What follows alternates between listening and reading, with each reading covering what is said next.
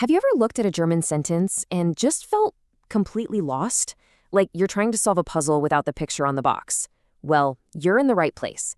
Today, we're going to open up the toolbox for the German language and look at something called Wortarten, which is just a fancy way of saying parts of speech.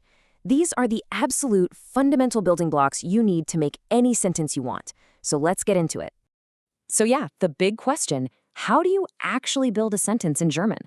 It looks kind of complicated from the outside, but really, it's just about knowing what your building blocks are and how they fit together.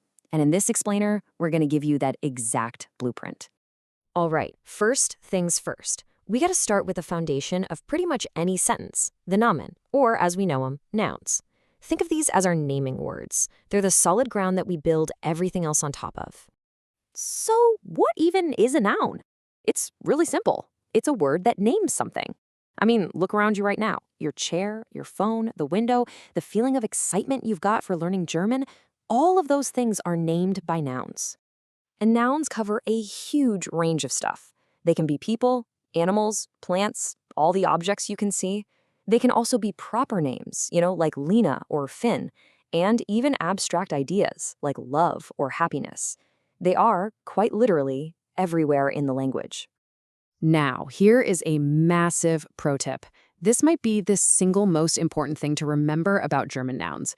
They are always capitalized. I'm serious, no exceptions. This is a huge, huge clue that makes them super easy to spot. It's like the language has a built-in cheat code just for you. Okay, what if you're still not totally sure if a word is a noun? No problem. Here are two super simple tests you can run.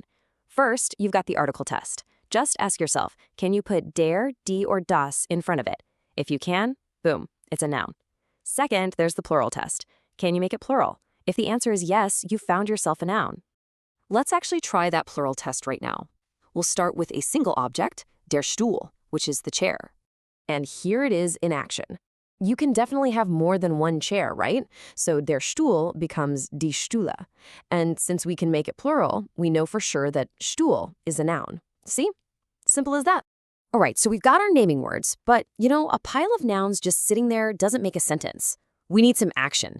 And that brings us to our second essential building block, verben, or as we call them, verbs. These are the doing words. You can think of verbs as the engine of the sentence. They're the action words. They tell us what is actually happening. Without a verb, your sentence is just a collection of nouns hanging out, doing absolutely nothing. Verbs are what bring our nouns to life, whether it's essen to eat, schreiben to write, or lachen to laugh. These are the words that get things moving. Now, one of the coolest things about verbs, their superpower, really, is that they can change to show when an action is happening. This is called tense. So for example, you can say ich lache for I laugh right now, ich lachte for I laughed in the past, or ich werde lachen for I will laugh in the future. We're not going to dive deep into this right now, but just know this is how verbs let us talk about yesterday, today, and tomorrow. Okay, so we have nouns to name things and verbs to make them do things. We can make a basic sentence now. But what if we want to make it, interesting? For that, we need our third block, adjective or adjectives. These are the words that add all the color, the flavor, and the details. I absolutely love the German name for adjectives, wie Worte. It literally translates to how words, which I think is just brilliant. It perfectly captures what they do. They tell you how something is. They add all the good, juicy details to our nouns. Just look at the difference adjectives make. You could say der Elefant, the elephant. Fine. Or you could say der große graue Elefant, the big, gray elephant. See how much more life that has? That's the power of adjectives right there. And here's a fun little trick for finding adjectives. It's called the pling-plongs test. Just try to squeeze a word into this silly sentence. Die Pling-plongs liegen auf dem Tisch. If it fits and makes sense, like die blauen Pling-plongs, then congrats, you've just found an adjective. Adjectives have another special power. You can level them up to make comparisons. You start with the basic or positive form, like schnell, fast. Then you can make it comparative, schneller, faster. And for the highest level, the superlative, you get these really great descriptions like am schönsten, the most beautiful. So there we have it, our 3 core building blocks. nouns that name things, verbs that do things, and adjectives that describe things. Now for the fun part. Let's see how they all click together to build a complete thought. Here's our sentence. Die fleißige Ameise ist. It's simple, it's clear, and it uses all three of the parts we've just been talking about.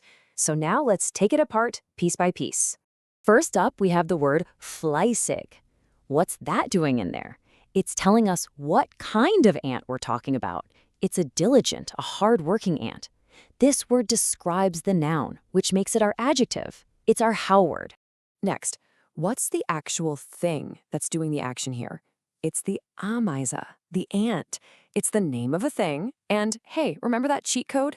It starts with a capital letter. This is our noun. And finally, what is this diligent ant doing? It is eats. It eats. That's the action. That's our verb. And just like that, you have a noun, an adjective, and a verb all working together in perfect harmony. So there you have it. Nouns, verbs, and adjectives. They're the three core building blocks of German. Now that you know what they are, how to spot them, and what they do, you're ready to start building. You have the blocks. So the only question left is, what sentences can you build? Have fun creating.